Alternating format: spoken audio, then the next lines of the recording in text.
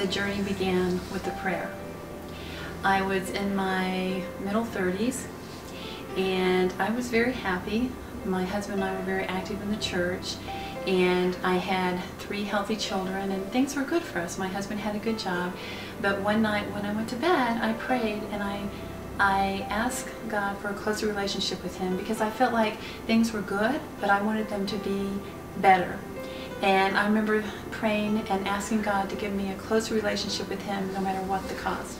One of the biggest moments was just weeks after I prayed that prayer. My husband was sent on a business trip with a friend who was also a co-worker and a doctor, and he was Jewish. He happened to be Jewish.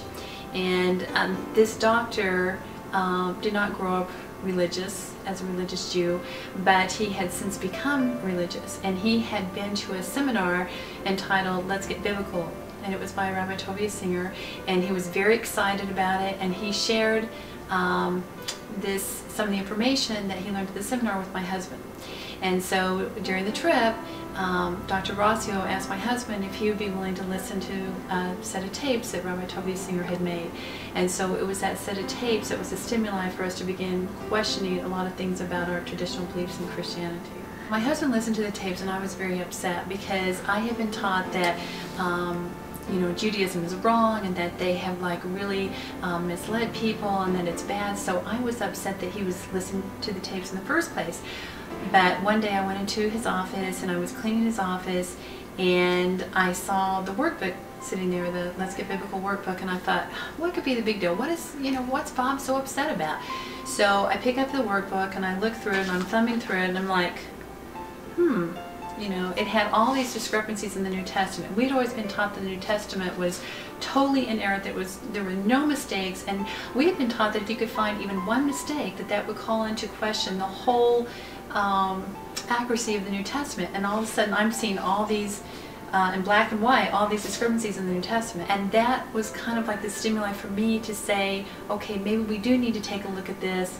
And I'm sure there's answers. I didn't think, oh, well, I'm just going to give up Christianity and that's it, you know, I'm done with it. No, it was like, these are serious questions, but we'll get answers to them so that we can help other people, and you know, and we'll be able to add more credibility to our beliefs. Try to go to close friends, and we tried to go to Christian leaders who were maybe higher up than our pastor, but nobody wanted to talk about it. One day, one of the friends called and said, we want to get together with you, can we set up a time? And we thought, great, they finally had a chance to look at this and maybe we're going to talk about it, and even if they don't agree with us, we'll get it out in the open and this will be something really good. When they got to our house, you know, it was obvious from the moment they came to the front door that they weren't there to talk about the issues. They were there to ask us to leave the church, and it was a very traumatic time. You know, they came in the front door and they sat down, and I was all excited. You know, it was Christmas time. We had the house all decorated for Christmas with the brightly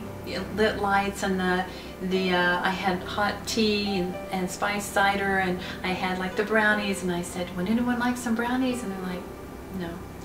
And it's like, would anyone like something else? And it's like, nobody wanted anything to eat. And they basically said, Bob, you know, why are you a member of our church if you don't believe what we teach? And he said, I guess I can resign. But it was very traumatic for me because I was standing there witnessing the whole discussion. And I said, can I just ask one question? I said, if everything you had believed your whole life was being called into question, your whole identity, and you're being told that if you don't believe this, you're going to die and burn in hell forever, wouldn't you want someone to help you? Wouldn't you want someone to have compassion on you? And the leader of the group just said, Marcella, I know the women in the church think very highly of you, and I'm really sorry about this, I really am. And with that, they got up and left. For me, I felt like my whole life had come crashing down because this was my whole identity. And I didn't know how I was going to teach my kids. I didn't know how it was going to affect my marriage. I didn't know where to go from here. I didn't want to tell my parents that we weren't going to church anymore. This was the most critical thing in their lives to them, and I didn't want to tell them we no longer accepted it. And I wasn't sure what I believed. It wasn't like I said, oh, okay, well, if my husband doesn't accept it, then I don't accept it either. I didn't know what to do, and I was scared, and I didn't have anybody to talk to. And I remember I called a couple of my closest friends in the church and would try to talk to them, and they'd say, Marcella, I don't know that much about it. And I knew they were scared. They didn't know what to do with me. We've been asked to leave the church, and I felt like this outcast. I felt like a criminal. And it's like I just felt very alone at that time because, like I said, I could not talk to my family. I didn't have any close friends to talk to, and it was just a very difficult time. When we moved to Colorado Springs, I talk about it in my book, but you know, we finally were exposed to the Jewish community in Denver.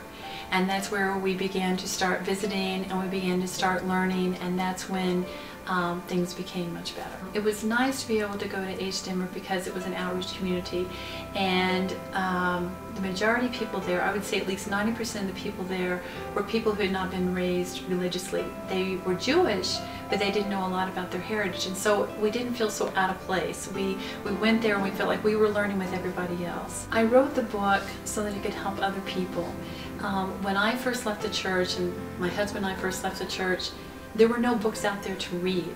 And I felt like that we were the only people on the planet that had ever gone through this type of experience. And I thought, what is wrong with us that we're questioning our Christian beliefs? You know, what is wrong with us that we're doing these things? And I really desired to be able to speak to somebody else who had gone through the same thing, but there was nobody there to talk to that I knew about.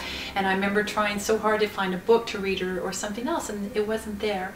And so since I've gone through this experience, there have been many people that have come to me in very similar you know, situations, and they'll say, well, what did you do about this, and what do you think about this, and this is how I felt about this.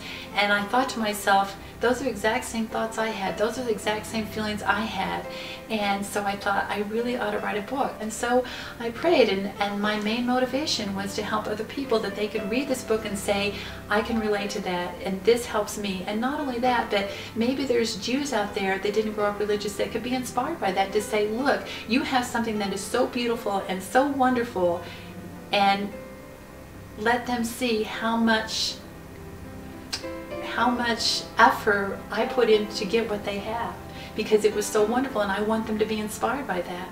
And the reason I want to go to other branches and share this story is because I think that there are a lot of people out there that could relate to this story.